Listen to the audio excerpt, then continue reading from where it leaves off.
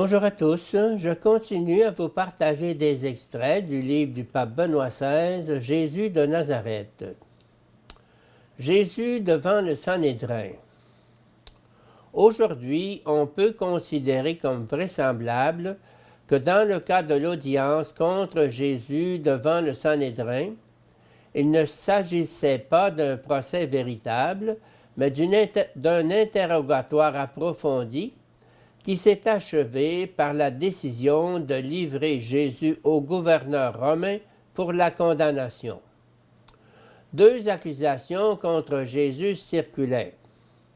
La première concernait l'interprétation de l'action symbolique de chasser du temple les animaux et les commerçants, qui semblait être une attaque contre le lieu sacré lui-même, et par là contre la Torah sur laquelle était fondée la vie d'Israël.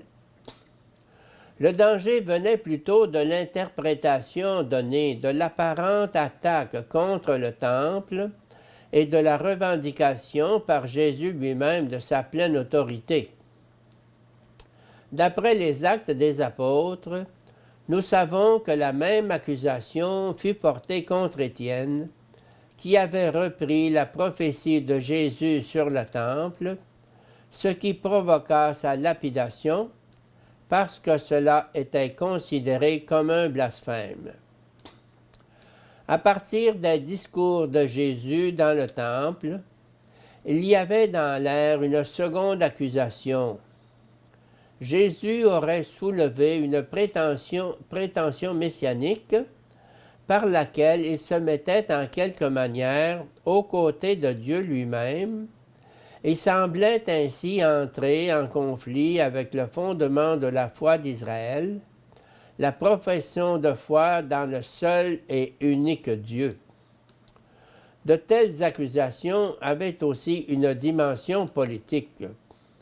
Le temple, en tant que lieu du sacrifice d'Israël, vers lequel tout le peuple se dirige en pèlerinage au moment des grandes fêtes, est la base de l'unité intérieure d'Israël. La prétention messianique est une revendication de royauté sur Israël. C'est pourquoi l'expression « roi des Juifs » sera ensuite aussi inscrite sur la croix comme motif de l'exécution capitale de Jésus.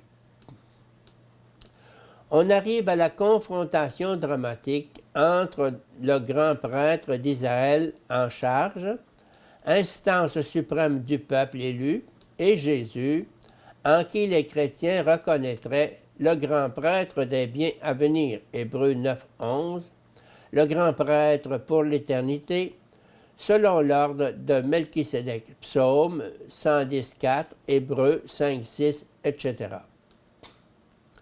Au moment même où Caïphe interroge Jésus et lui pose finalement la question sur son identité messianique, en relation immédiate avec l'interrogatoire de Jésus, se placent aussi les outrages contre lui de la part des serviteurs du temple ou des membres même du Sanhédrin. Outrages qui, dans le procès devant Pilate, seront suivis de ceux infligés par les soldats romains.